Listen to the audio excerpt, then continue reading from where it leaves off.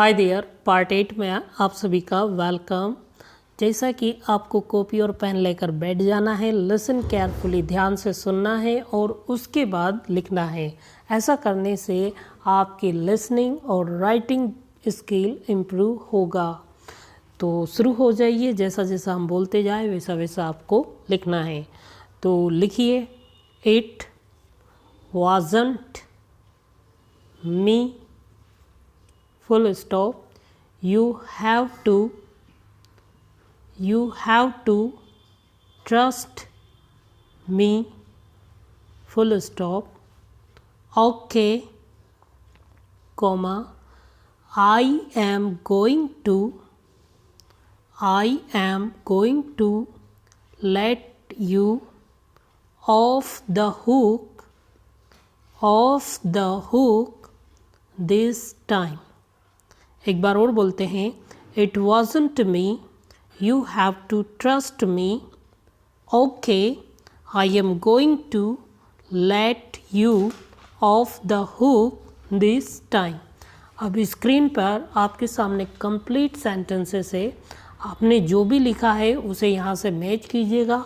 जिस वर्ड में आपने स्पेलिंग मिस्टेक की है उसे सुधारने की कोशिश कीजिएगा। अब इसका मीनिंग देखते हैं। जैसे ऑफ द हुक, इसका मतलब होता है माफ़ करना। अब ज़रूरी नहीं कि इसका मतलब माफ़ करना हो। जैसे एक कॉन्वर्सेशन से हम समझते हैं। मान लीजिए आप पे कोई ब्लेम कर रहा है कि आपका दोस्त है, वो आप पे ब्लेम कर रहा है कि आपने जो उसका सीक्रेट है वो लोगों को बता दिया है। तो वो बोल रहा है कि तुमने मेरा सीक्रेट बता दिया। तो आप क्या बोल रहे हो, यार मैंने नहीं बताया, मतलब वो व्यक्ति मैं नहीं हूँ जैसा तुम समझ रहे हो। तो आप क्या बोल रहे हो, इट वॉजंट मी, मतलब मैं नहीं हूँ। You have to trust me, तुम मुझ पे भरोसा कर सकते हो। तुम मुझ पे भरोसा कर सकते हो कि मैंने तुम्हारे सीक्रेट को उजागर नहीं किया। तो आपका दोस्त क्या बोल रहा है, ओके ठीक है, I am going to let you off the hook this time, मतलब मैं चलो इस बार तुम्हें छोड़ देता हूँ, तुम्हें माफ़ कर देता हूँ, मैं तुम्हें जो दोष दे रहा हूँ उससे आज़ाद कर देता हूँ। तो माफ़ करना, बरी करना, आज़ाद करना, इस तरह से इसका यूज़ होता है।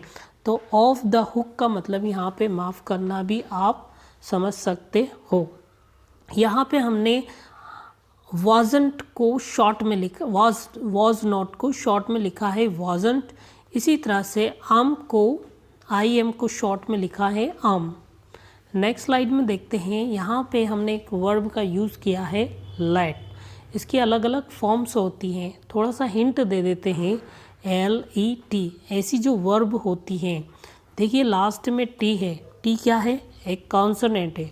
और कॉन्सोनेंट से पहले क्या आ रहा है, ई, जो कि वॉवेल है। और ई से पहले क्या आ रहा है, एल। एल क्या है यहाँ पे, कॉन्सोनेंट। तो जिस वर्ब में भी लास्ट की स्पेलिंग में CVC यानी कॉन्सोनेंट वॉवेल कॉन्सोनेंट का कॉम्बिनेशन बनता है, उस टाइप की वर्ब में मैक्सिमम में जब आप ING लगाते हो तो जो लास्ट वाला कॉन्सोनेंट है, जैसे यहाँ पे टी है, उसे हम डबल कर देते हैं जब ING लगाते हैं। जैसे लेटिंग, इसी तरह से पुटिंग। नेक्स्ट स्लाइड में देखते हैं ग्रामर टिप। जैसे हमने यहाँ पे यूज़ किया you have to trust me, तुम्हें मुझ पे भरोसा करना ही पड़ेगा। ऐसे जब कंपैरिजन हो, मजबूरी हो, तो हैव टू, हैज़ टू, इस तरह का हम यूज़ करते हैं। तो यहाँ पे यू के साथ हमने यूज़ किया हैव। इसी तरह से अगर यहाँ पे किसी का नाम होता रीमा, तो रीमा के साथ हैज़ आता है, क्योंकि ये सब्जेक्ट ऐसा माना जाता है कि जो रीमा है ये सिंगुलर सब्जेक्ट है, इसलिए सिंगुलर वर्ब, क्योंकि हैव की सिंगुलर फॉर्म हैज़ होती है। इसी तरह से यू के साथ हैव आता है। किसके साथ क्या आता है, इस चार्ट से आप समझ सकते हो। जैसे आई के साथ हैव, यू के साथ हैव, दे के साथ हैव, वी के साथ हैव, बॉयज़ के साथ हैव।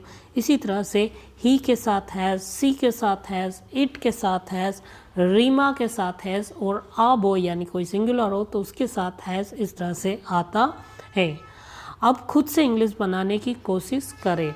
जैसे एक सेंटेंस है, राधा को मुझ पर भरोसा करना पड़ेगा। अब इसकी इंग्लिश आपको बनाना है। और नीचे एक क्वेश्चन है, ये LSRW ये क्या है?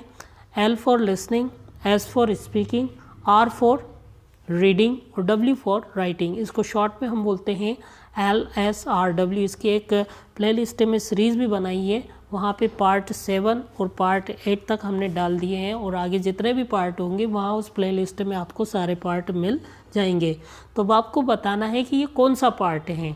वीडियो को पॉज कर दें और इनका इंग्लिश बनाने की कोशिश करें और नीचे वाले का आंसर देने की कोशिश करें।